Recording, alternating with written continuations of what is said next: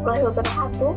Perkenalkan, nama saya Wahyu Eka Febrianti, NIM 222211101121. Mahasiswa program studi profesi apoteker Fakultas Farmasi Universitas Jember. Pada kesempatan kali ini, saya akan memaparkan rangkuman dari kuliah tamu mata kuliah Farmasi Industri. Materi kuliah tamu kali ini yaitu Analytical Development dan Registrasi Sediaan Farmasi PT Interbat Sidoarjo, Jawa Timur, dengan pemateri Apoteker Dea Alicia Wulung, S.Pharm, MSI. Berikut merupakan salah satu pemeriksaan tablet ofloxacin, di mana sistem pemeriksaan kadar pada tablet ofloxacin menggunakan metode KCKT atau HPLC. Pada industri farmasi, untuk mengetahui kolom yang sesuai dapat dilihat pada USB chromatographic column. Apabila pada monografi tidak menunjukkan hasil yang sesuai dengan parameter uji kesesuaian sistem, maka dapat dilakukan beberapa penyesuaian pada monografi, yaitu isocratic separation atau gradient separation. Tujuan adjustment yang pertama yaitu untuk memenuhi kriteria uji kesesuaian sistem dan ketersediaan kolom. Kemudian untuk kriteria penerimaan disolusi, yang pertama dinyatakan sebagai Q dan umumnya dalam rentang 75% sampai 80%. Berikut merupakan kriteria penerimaan IR. Untuk masing-masing bejana terdapat 6 sampel tablet yang akan diuji. Untuk tahap S1 yaitu kriterianya Q plus 5%. Kemudian S2 tidak ada unit yang kurang dari Q minus 15%, dan tahap S3 tidak lebih dari 2 unit yang kurang dari Q minus 15%, dan tidak ada unit yang kurang dari Q minus 25%. Masing-masing bejana terdapat 6 sampel tablet yang akan diuji. Pada tahap S1, Q plus 5%. Apabila salah satu sampel yang diuji tidak sesuai dengan kriteria penerimaan, maka ditambahkan 6 sampel tablet sehingga terdapat 12 data sampel dan mengikuti tahap S2. Dengan catatan, tidak ada salah satu unit yang nilainya kurang dari Q minus 15%. Namun, apabila masih terdapat sampel yang tidak sesuai dengan kriteria S2, maka ditambahkan 12 sampel lagi dan mengikuti kriteria pada tahap S3. Produk yang akan dikembangkan harus diuji stabilitas dengan memperhatikan prinsip. Yang pertama, menjamin stabilitas produk, kemudian menjaga spesifikasi produk, dikemas dengan bahan kemas tertentu, disimpan sesuai kondisi yang telah ditetapkan dan periode waktu tertentu. Untuk tujuannya, yang pertama pengembangan, di mana yaitu membandingkan formula, proses, dan bahan kemas. Pengembangan ini bertujuan untuk mengetahui mana yang baik dan mana formula yang stabil.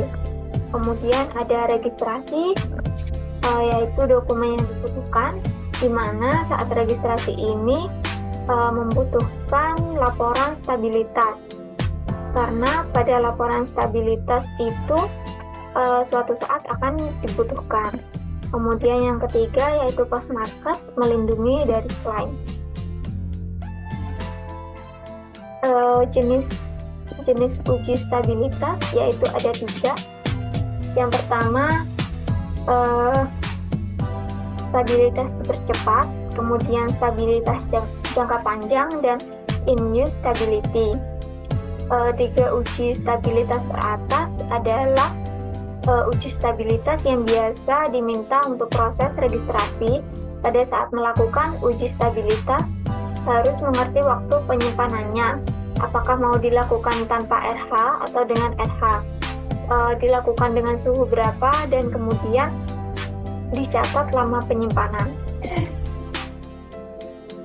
Untuk kondisi penyimpanan ada 2, yaitu kondisinya di zona IVB, kemudian dengan acuan studi preformulasi dan produk komparator. Pada umumnya kondisi penyimpanan mengikuti zona IVB. Untuk long term memakai suhu 38 derajat Celcius dengan RH 75, dengan long explorat 40. Kemudian kondisi penyimpanan bisa pakai studi preformulasi dan produk komparator. Berikut merupakan clinical chamber, di mana kualifikasi dan pemantauan perlu diperhatikan. Uji stabilitas nanti disimpan di alat ini, yaitu climatic chamber. Suhunya terjaga, dengan kelembapannya juga terjaga, dan kualifikasinya harus dilakukan untuk memastikan apakah terdapat performa yang sesuai atau tidak.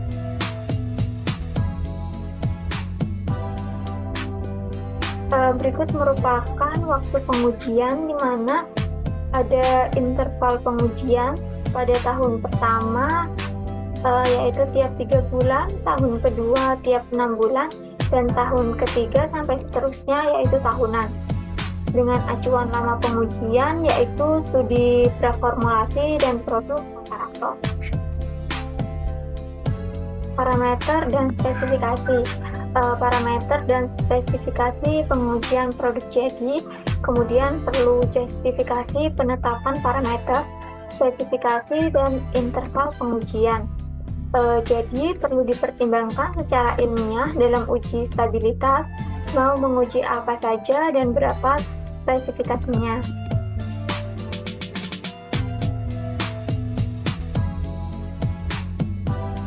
Untuk in-use stability,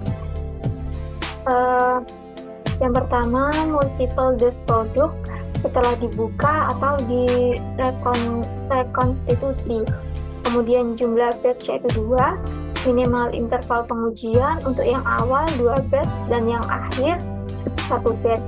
Biasanya ini yang akhir menjelang expired. Misalnya mengklaim 24 bulan, harus mempunyai data stabilitas 0 sampai 24 bulan. Misal mengklaim expired 36 bulan, harus mempunyai data in use di awal dan menjelang 36. Untuk contoh in use, yang pertama yaitu punya injeksi, kemudian injeksinya decline. Bisa diberikan selama 10-30 menit dengan pelarut apa, harus dicampurkan di brosur karena itu menjadi patokan untuk di rumah sakit. Kemudian penyimpanannya itu di suhu ruang umumnya di bawah 30 atau di bawah 25 derajat Celcius. Kemudian ada stress testing, di mana kondisinya ekstrim. Contohnya yang pertama freeze thaw testing dan yang kedua photo stability testing. Jadi kapan waktu produk mengalami kerusakan akibat photo stability? Apabila terjadi offlight, serapan antara bahan dan spektra sumber cahaya.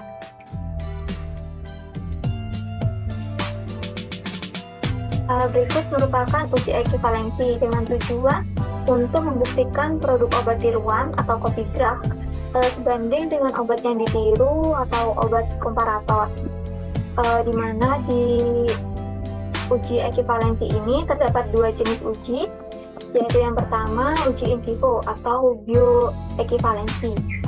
Untuk uji in vivo ini menggunakan subjek manusia. Yang pertama ada uji farmakokinetik berkaitan dengan ADME atau kinetika obat dalam tubuh. Kemudian ada uji farmakodinamik, bagaimana obat memberikan pengaruh ke dalam tubuh atau respon tubuh tersebut terhadap obat. Dan yang ketiga ada uji klinik. Kemudian uji yang kedua yaitu uji in vitro atau uji disolusi terbanding. Untuk yang pertama ada BCS. BCS sendiri terbagi menjadi 4. Ada BCS 1, di mana permeabilitas dan kelarutannya tinggi. Kemudian ada BCS2, permeabilitas tinggi namun kelarutannya rendah. BCS yang ketiga, permeabilitasnya rendah tetapi kelarutannya tinggi. Dan BCS yang keempat yaitu permeabilitas dan kelarutannya rendah. Dan kemudian ada potensi. Kriteria bioekivalensi sendiri ada dua parameter, yaitu AUC0 sampai T dan Cmax. AUTC0 sampai T adalah waktu terakhir pengumpulan darah dan Cmax adalah konsentrasi maksimal dalam darah. Produk tersebut dinyatakan bioekivalen apabila rasio nilai rata-rata geometrik AUCT dibagi per AUCR dan Cmax T per Cmax R sama dengan 1,0. Kemudian 90% confidence internal sama dengan 80,00 sampai 125,00. Untuk grafik ini diketahui bahwa 90% confidence internalnya AUC maupun Cmax masuk dalam range 80 sampai 195%. Maka dari itu produk ini dinyatakan bioekivalen.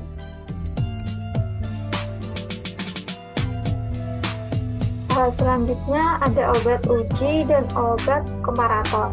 Untuk obat uji harus diproduksi pada fasilitas CPOB. Kemudian batch yang digunakan harus sama dengan batch uji di solusi terbanding dan harus identik dengan produk komersial. Untuk besar batch-nya 1/10 skala produksi atau 100.000 unit. Kemudian ada obat komparator. Pemilihan batch-nya sangat penting karena ini merupakan salah satu jodoh dari produk kita, karena jika salah memilih jodohnya maka BE ini akan suram. Kemudian batch sama dengan uji di solusi terbanding, perbedaan kadar kurang dari 5%. Kriterianya yaitu harus memiliki izin edar di Indonesia. Kemudian bila tidak ada, maka harus terdaftar di ICH dan negara asosiasinya. Atau obat kopi yang terbukti bioekivalen dengan obat inovator dan termasuk dalam daftar prekualifikasi WHO.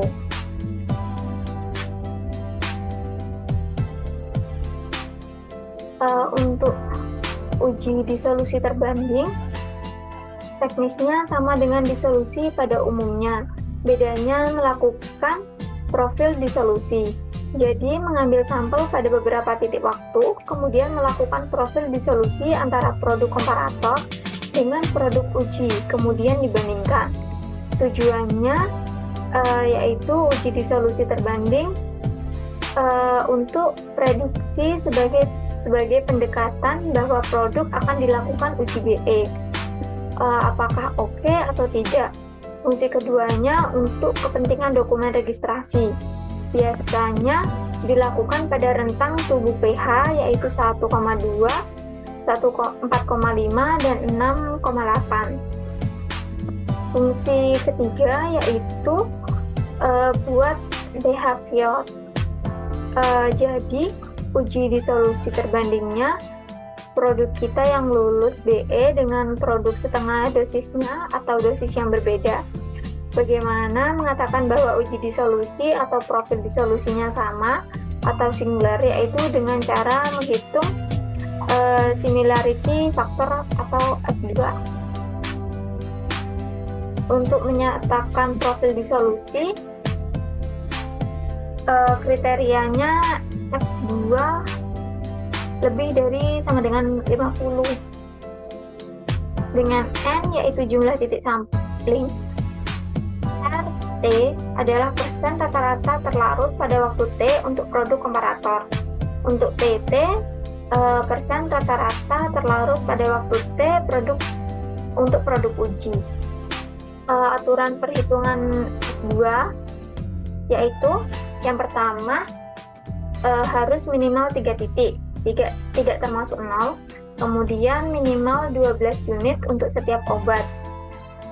Kemudian titik sampling kedua obat harus sama dan ada menit ke-15. Mengapa demikian? Karena kalau di menit 15 terlarut kedua obat, komparator maupun uji lebih dari 85%, maka F2 tidak perlu dihitung karena tergolong disolusi sangat cepat. Namun apabila di 15 menit ada salah satu produk tidak sampai 85%, maka F2-nya dihitung. Kemudian jumlah titik sampling yang digunakan adalah sampai salah satu produk mencapai minimal 85%.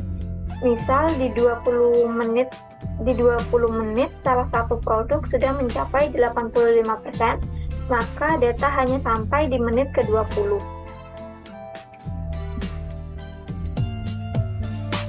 Berikut merupakan contoh perhitungan.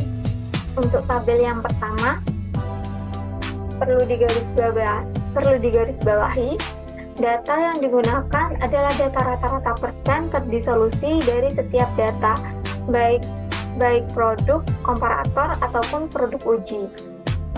Terlihat dari tabel bahwa pada menit ke-15 telah tercapai lebih dari 85%, maka tidak dibutuhkan perhitungan F2 karena dikategorikan produk terdisolusi cepat. Kemudian pada tabel yang ketiga, data ini dihitung F2-nya karena pada menit ke-15 data disolusi tidak mencapai lebih dari 85%. Data yang digunakan adalah data pada menit ke-10 sampai menit ke-60. Mengapa demikian? Karena disolusi baru tercapai lebih dari 85% pada menit ke-60. Maka pada rumus N digunakan jumlah titik sampling sebanyak 5. Kemudian contoh yang ketiga, data ini dihitung F2 karena pada menit ke-15 data disolusi tidak mencapai lebih dari 85%. Data yang digunakan adalah menit ke-10 sampai menit ke-45. Mengapa demikian? Karena disolusi salah satu produk ujinya tercapai 85% pada menit ke-45. Maka pada rumus N digunakan jumlah titik sampling sebanyak 4. Dan yang kemudian contoh selanjutnya, data ini dihitung F2-nya karena pada menit ke-15 salah satu produknya tidak mencapai 85%, meskipun pada produk satunya sudah melebihi 85%. Kemudian jumlah titik samplingnya bukan 1 karena jumlah titik sampling tidak boleh 2, yaitu minimal 3. Maka yang harus dilakukan adalah menambah uji disolusi dengan menambahkan menit ke-5, sehingga data waktu menjadi 5, 10, 15, 30, 45, dan 60 menit. Kemudian untuk jumlah titik samplingnya yang digunakan adalah 3, yaitu pada waktu menit ke-5, menit ke-10, dan menit ke-15.